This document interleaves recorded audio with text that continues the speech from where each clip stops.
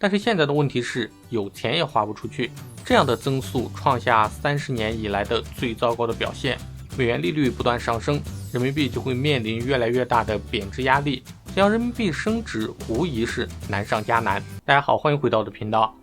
虽然今年截止到现在美股账户亏了差不多 30%， 但是人民币到现在比3月份的最高点下跌了 15%， 那么我年初换的人民币相当于赚了 15%。 这么一想，笑着流泪，今年还是能凑合着跑赢大盘吧。人民币对美元在9月28日的时候跌到了14年以来的最低点，人民币 7.2301 元对1美元，这是2008年1月份以来的最低点，比今年3月份的最高点下跌了 15%。 那么人民币为什么会喋喋不休呢？人民币暴跌会对中国经济造成什么样的影响？又会对我们普通人的生活造成什么影响呢？今天就和大家聊一聊这些问题。首先我们来看人民币方面，能够影响汇率的因素有很多，其中最重要的一点就是供需关系。也就是说，如果全球经济对人民币的需求增加，人民币的价格就会提高，在价格上表现就是人民币会升值。相反，如果全球经济对人民币的需求下降，那么人民币的价格就会下跌。那么什么会影响供需关系呢？归根结底，能够影响人民币供需的是中国经济的基本面。如果中国经济发展良好，那么就会吸引大量的其他国家的资本来中国投资，而在中国投资又需要大量的人民币，这就会提升人民币的需求，让人民币升值。而近2年中国的私营经济一直是倒退的状态，房地产市场、教培市场直接被政策打死。这还不是最可怕的事情，最可怕的是什么呢？是人们的信心。资本从来就是追逐利益的，如果我前期投入了大量的资本来做一件事情，那么我的预期是在未来我能够得到丰厚的回报。而现在的问题是，政策在不断的打击人们的信心。可能我为这个项目投资了很多，就快要做成赚钱了，但是突然政府一个行政命令下来，行业完蛋了，投资打水漂了。而这种可能正变得越来越大。在一个不确定的商业环境中，是没有人敢去投资的。中国人都不敢去创业投资了，更别提外国资本了。所以前段时间我们可以看到，越南的出口额已经开始超过广东省了， iPhone 也开始在印度生产了，耐克这些运动服装大厂也开始把工厂逐步的往东南亚迁移。资本正在用钱投票，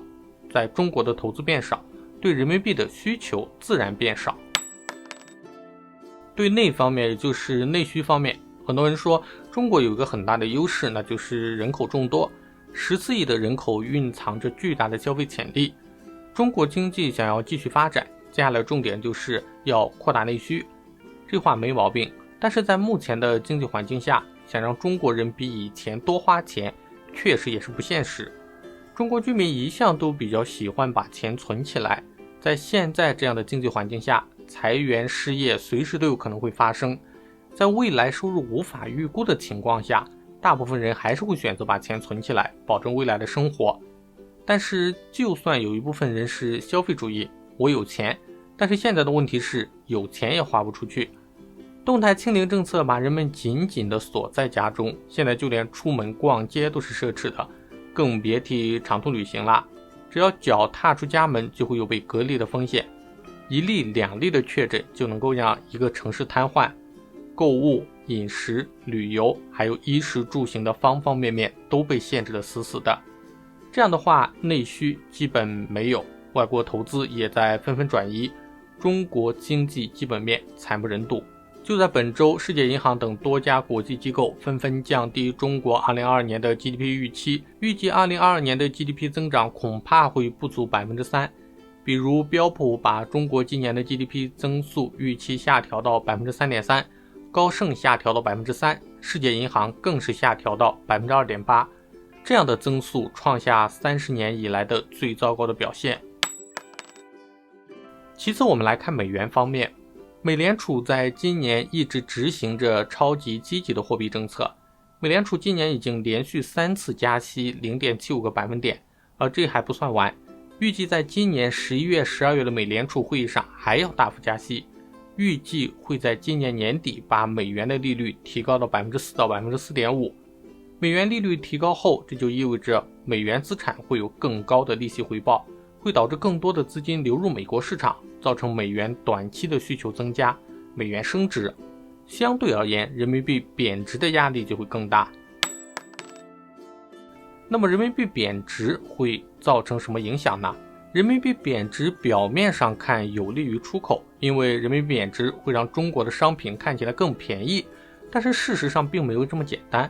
中国的出口并没有因为人民币的贬值而增加，出口海运的货运费是最能够看出经济的状况的。比如去年的时候，由于中国疫情相对稳定，最早恢复了生产，欧美的订单不断，海运运费暴涨10倍，每个货柜要3万美元。但是最近2个月订单惨淡，每个货柜的运费只需要4500美元。惨淡的出口导致了众多的中小出口商和工厂倒闭。同时，因为人民币对美元贬值了近 15%， 这就相当于进口成本贵了 15%， 很多进口商的总体利润率也只有10几。另外，人民币贬值会让外国资本加速逃离中国，投资少了，就业的机会就会变少，人民的收入就会变少，消费的意愿也会减低，内需就更加无法发动了。为了支撑人民币对美元的汇率，中国人民银行9月初发布了公告，从9月15日起下调金融机构外汇存款准备金率2个百分点，从 8% 下调到 6%。 这是继今年4月25日央行下调外汇存款准备金 1% 后第二次下调外汇存款准备金率。这个措施相当于给银行发钱，增加了银行能够购买美元的数量，应当可以在短期内推高汇率。但这些都是治标不治本的方法，只要美联储保持目前积极的货币政策，11月和12月再次加息，美元利率不断上升，人民币就会面临越来越大的贬值压力。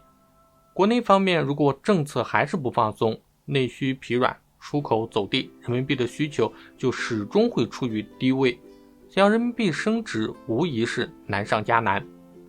那么大家觉得人民币接下来的走势会是什么样的呢？欢迎在视频下面留言分享自己的观点，